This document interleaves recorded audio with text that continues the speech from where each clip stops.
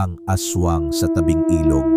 Noong dekada 80 sa isang maliit na baryo sa Capiz, tahimik ang buhay ng mga tao.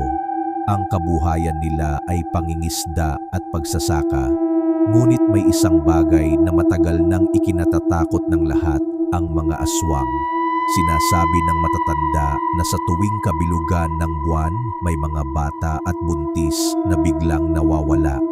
Minsan naman, kinabukasan na lang natatagpuan ang katawan, wasak at walang laman ang tiyan. Pero dahil walang makapaghuli ng may sala, itinuring na lang nilang alamat. Hanggang sa isang gabi, napatunayan nilang totoo pala, isa sa mga mangingisdang si Mang Temyong, kilala bilang pinakamatanda sa baryo, ang unang nakapansin. Habang nasa tabing ilog siya, nakarinig siya ng kakaibang ingay, hindi huni ng ibon, hindi rin tunog ng hayop, parang pakpak na sobrang lakas. Pagtingala niya, may dumaan sa ibabaw ng puno, mabilis at parang malaking ibon. Pero ang anino nito ay hugis tao. Kinabukasan, nagkagulo ang baryo. Isang buntis ang biglang namatay. Ang sabi ng komadrona, malusog ang babae kahapon pa lang. Pero ngayon, tuyot ang katawan, parang sinipsip ang laman.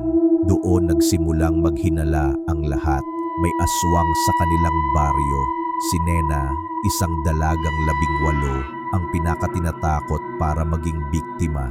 Maganda siya at may kasintahang si Pedro, isang mangingisda rin. Lagi siyang sinasabihan ng kanyang ina, huwag kang lalabas ng bahay kapag gabi, lalo na kung may naririnig kang kakaibang ingay sa bubong. Ngunit isang gabi, habang mahimbing na natutulog si Nena, nagising siya dahil sa malakas na tunog ng pagaspas. Nakita niya sa bintana ang isang pares ng mapupulang mata na nakatingin sa kanya. Parang may humihigop ng hangin sa kanyang tiyan at naramdaman niya ang sobrang bigat sa dibdib. Mabuti na lang at biglang dumating si Pedro. May dala siyang bawang at buntot ng pagi. Nang isabit niya ito sa pintuan, biglang may malakas na iyak mula sa bubong at isang malaking nilalang ang tumakas. Hindi nila nakita ang mukha pero malinaw ang pakpak na parang paniki at kuko na mahahaba. Kinabukasan, ipinatawag ng kapitan ng baryo ang lahat. May isa raw silang kapitbahay na pinaghihinala ang aswang. Matanda, laging mag-isa at bihirang makita sa araw. Ngunit walang gustong lumapit o sumugod dahil natatakot silang sumpain. Lumipas ang mga araw, lalong dumami ang mga alagang baboy at manok na nagkakamatay. Lagi ring may naririnig na iyak ng sanggol sa disyerto, pero kapag hinanap, wala namang sanggol. Doon nila naisip na niloloko sila ng aswang. Isang gabi, nagpasya si Pedro at ang ilang mangingisda na magbantay sa tabing ilog. Bitbit nila ang sibat, bawang at langis. Bandang hating gabi, dumating ang nilalang. Hindi ito basta ibon. Isa itong babae na may mahabang buhok, mapupulang mata, mahahabang kuko at malalaking pakpak.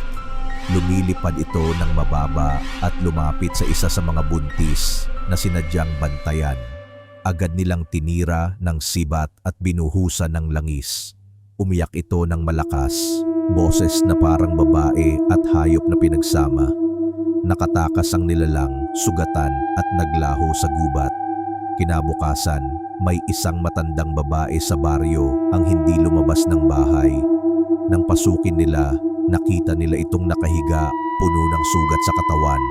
Eksaktong nasa parte kung saan tinamaan kagabi ang aswang. Simula noon, tahimik ulit ang baryo. Pero alam nilang hindi iyon ang katapusan dahil ang aswang hindi lang iisa. At hanggang ngayon, tuwing may maririnig silang malakas na pakpak sa bubungan, agad nilang sinisindihan ang bawang at inilalagay ang buntot ng pagi sa kanilang pintuan.